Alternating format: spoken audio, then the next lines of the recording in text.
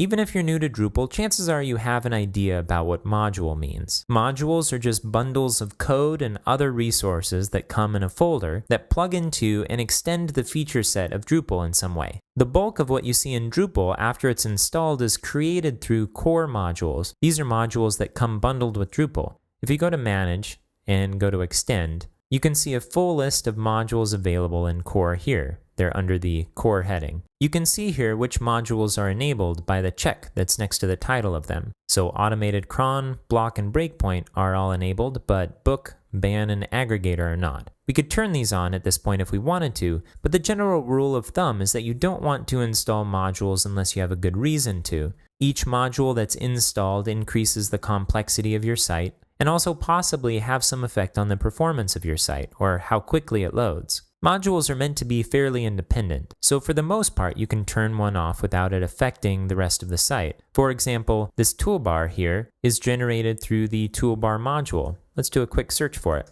So it's right here. If we wanted to uninstall it, we could click the uninstall tab at the top, do a search for it.